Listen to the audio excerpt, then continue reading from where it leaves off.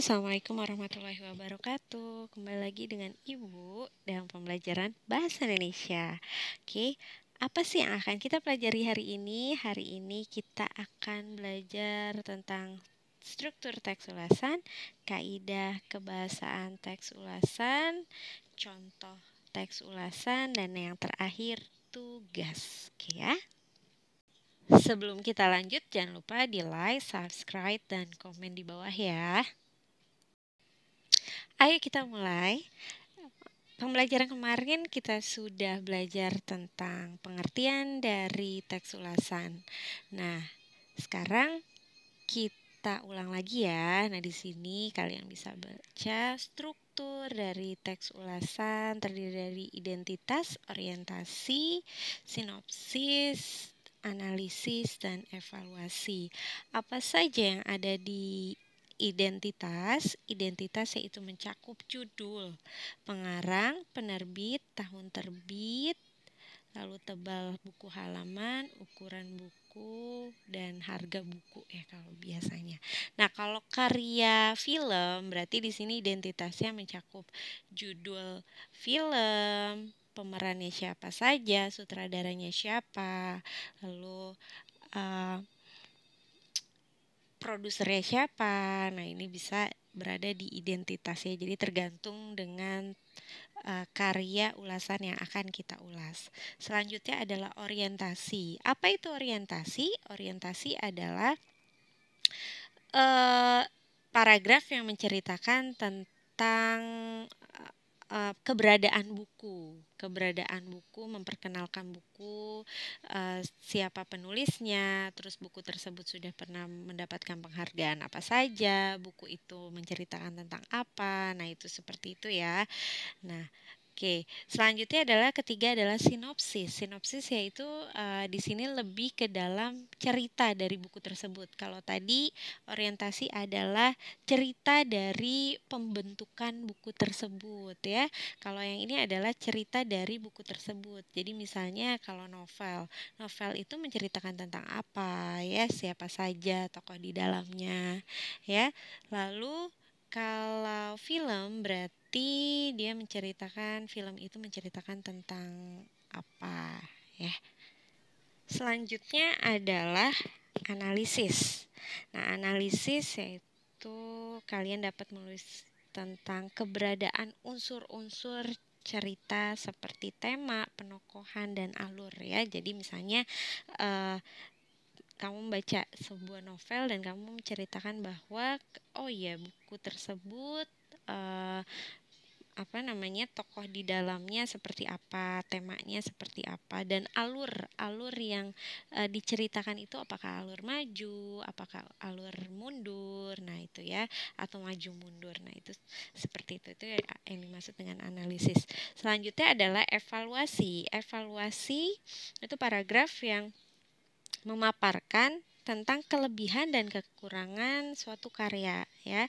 Jadi misalnya kalau kamu menceritakan tentang mengulas sebuah novel, berarti misalnya novel yang disajikan memiliki beberapa kekurangan seperti bahasanya yang sulit dipahami, atau misalnya terlalu banyak gambar, atau misalnya terlalu ceritanya terlalu bertele-tele. Nah, itu adalah evaluasi. Nah, begitu. Kalau misalnya juga ada kelebihan, misalnya bukunya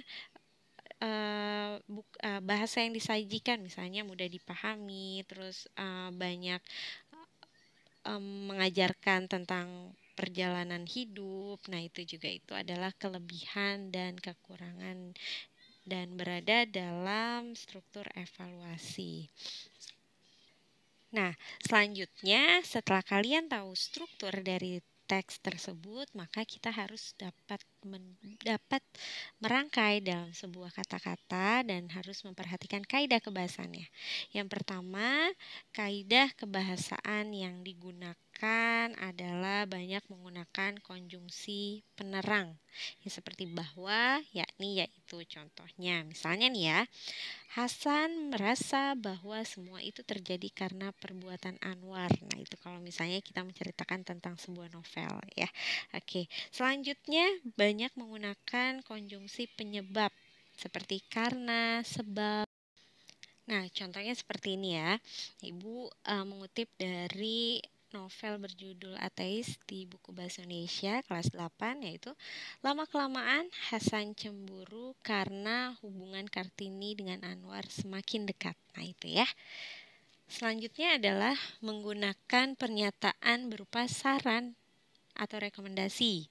Nah, itu seperti jangan, harus, dan hendaknya. Ini biasanya setelah evaluasi ya. Juga ada, atau misalnya berada di kata-kata ya evaluasi ya biasanya ya. Misalnya gini, jangan sampai salah pergaulan hingga akhirnya kita malah tersesat, atau misalnya jangan sampai kehabisan beli buku ini ya karena bukunya bagus dan lain-lain. Nah, itu juga bisa ya merekomendasikan bahwa kita harus membeli buku tersebut. Oke, atau menceritakan tentang nilai moral. Ya misalnya, hendaknya kita mau memaafkan kesalahan orang lain yang sudah bertaubat. Nah, itu juga bisa ya. Selanjutnya adalah langkah-langkah penyusunan. Nah, yang pertama adalah mencatat identitas buku atau karya yang akan diulas, meliputi judul, penulisan, nama penerbit, tahun terbit, dan lain sebagainya. Selanjutnya, yang kedua, mencatat hal-hal yang menarik atau penting dari isi buku. Yang ketiga, menelaah kelebihan dan kelemahan dari buku atau dari sebuah karya. Nah, keempat, merumuskan kesimpulan tentang isi dan kesan-kesan buku itu secara keseluruhan. Dan yang terakhir adalah membuat saran-saran untuk pembaca ya. Jangan lupa nanti kalian tugasnya langkah-langkahnya seperti itu. Nah, setelah kita mengetahui langkah menyusun, baru kita menyusun kerangka ya. Menyusun kerangka di sini Ibu akan menyarankan sesuai dengan struktur ya. Pertama adalah identitas bukunya, orientasi. Nah, itu seperti apa? Lalu kamu buat sinopsisnya, lalu membuat analisis ya, analisis dari unsur-unsur cerita tersebut atau karya tersebut. Lalu terakhir adalah kamu mencatat kelebihan dan kekurangan dari buku tersebut. Setelah itu ada beberapa manfaat dari kita menulis ulasan, yaitu satu, dapat memberikan gambaran kepada pembaca. Kedua, salah satu bentuk promosi buku. Yang ketiga, dapat meningkatkan kreativitas menulis. Dan lima, yaitu apabila kita membuat resensi dan resensinya bagus, biasanya dapat ada imbalan uang atau menambah income. Selanjutnya, ini adalah contoh dari teks ulasan karya seseorang. Nah, ia mengulas sebuah buku yang berjudul Laskar Pelangi. Ya, coba kalian bisa telaah.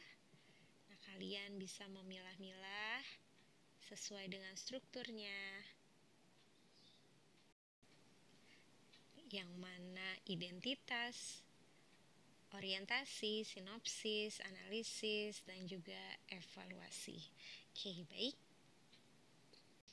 Sudah bisa? Kita mulai jawab ya, sesuai dengan struktur dari teks ulasan. Oke, kolom pertama yaitu identitas ya, dari judul buku, penulis, penerbit, sampai dengan sampul. Nah ya, selanjutnya adalah orientasi. Di sini ada orientasi 1 dan orientasi 2. Ini sama-sama menceritakan tentang keberadaan dari isi buku tersebut ya, keberadaan dari buku tersebut. Maka di sini ada orientasi 1 dan orientasi 2. Lanjut ya. Poin 3 yaitu sinopsis, karena di sini novel ini menjelaskan tentang. Nah, ini ya. Jadi sudah masuk ke menceritakan novel itu tentang apa.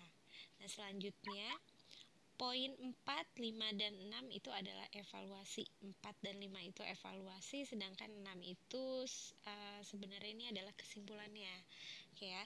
Tapi di sini kita cukup poin 4, 5, dan 6 itu adalah evaluasi. Di sini ada eh, kekurangan, keunggulan dan kekurangan dari novel tersebut. Oke, baik.